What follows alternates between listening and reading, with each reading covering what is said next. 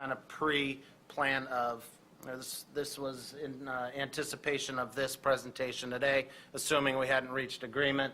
But at the time, our county prosecutor in Cuyahoga had determined that he was not going to comply and was going to let the Ohio Supreme Court decide it, since he felt that it was inconsistent with Rule 16. Are you aware at this point of any appeal? I am not at this point on that. I thought that it was heading.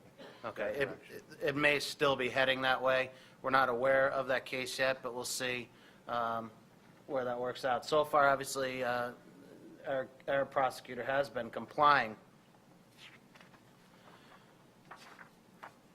In Ohio, just so we kind of get the magnitude of it, 88 counties, 41 of them, per our study, have some form of open discovery. Now, that may mean that the county hub does not practice open discovery, but there are certain municipalities that do within. So there is an open discovery entity within 41 of 88 counties.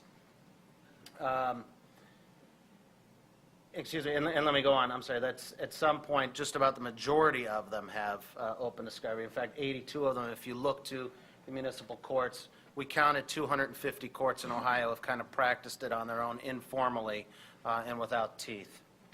Well, and I would just add that the maximum exposure in municipal court, even if you have multiple charges, is 18 months.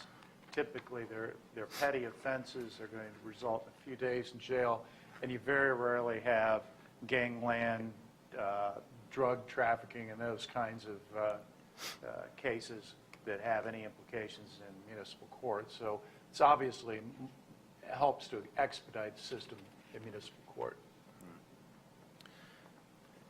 On the national perspective, and that will obviously be the next step, the NACDL, the National Association of Criminal Defense Lawyers, are now talking and kind of watching what happened in Ohio. There was a school of thought that Ohio was one of 3 states that would be the most difficult to get reform. And now that we have reached agreement, there is discussion to this moving onto to a national debate.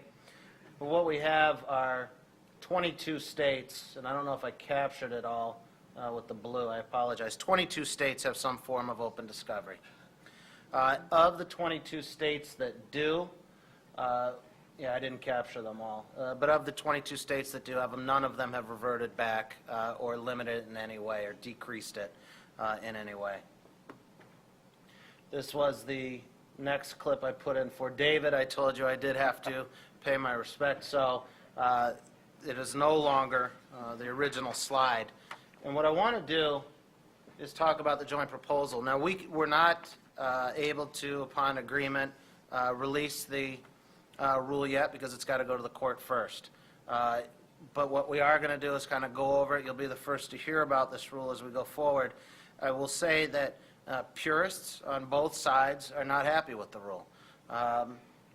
There are folks in David's camp that felt Rule 16 was fine the way it was, and there are folks in the defense camp that are saying, look, it's the defendant with the rights, and we shouldn't have to give over anything, and we should get everything.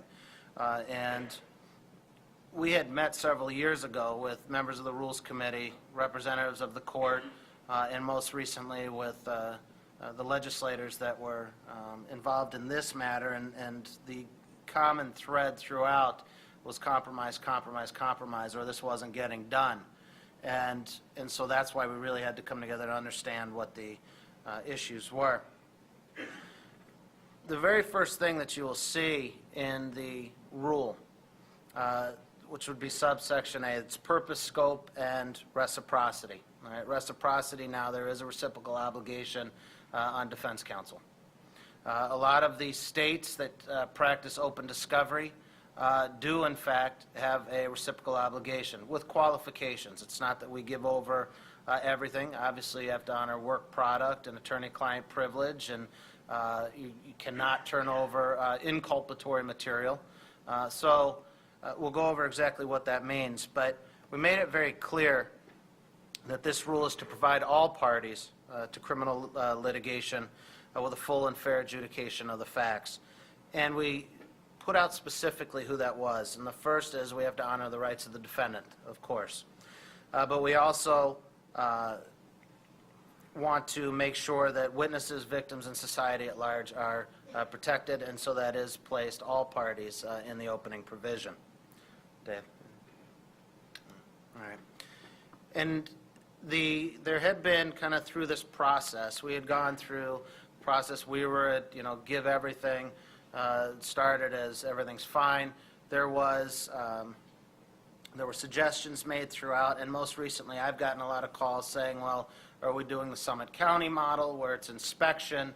And we have agreed upon that for the most part. And again, we're talking about 90% of the cases, we will have the right to have all of the evidence, police reports, witness statements. So it's right to copy or photograph is what we've agreed upon a written request for discovery. So what we will get, any written or recorded statement by the defendants, co-defendants, including police summaries of such statements, including grand jury testimony of either defendant or co-defendant, obviously the criminal records, labs, hospital reports, physical, mental exams, all of that. All police officer reports, provided, however, that a document prepared by that person will not be considered to be their statement until it's been accepted by that witness during examination. That is kind of the rule now, and just pursuant to the rules of evidence. I might add, to just jump in here a second, in the past, the debate has been about giving over police reports. The rule is actually going to use a broader term, peace officer reports. So any one of that long group of people that is listed in the statute as a peace officer, which includes your transit cops and your college cops and all those sorts of people, are also going to be included, that those documents are discoverable. And that was an important point that came up, because the distinction under the code or the definition, I believe, was for peace officer. So the question was asked several meetings ago in Columbus, who exactly are we concerned about? And this gets to that 10%. And one of the issues that the prosecutors had was that they have to retain discretion, and retain discretion to make sure that their witnesses and victims are safe, et cetera, as Dave had spoken of a minute ago. And so this is where the rule gets interesting. And this is where it differs from what we have right now, even more so. I kind of look at it as a tiered system. And I'll let you kind of talk about, we call it designation of, well, let's certification aspect. Certification. Well, I think it might be helpful, Ian, if we made a list here of the levels, as you were. The default,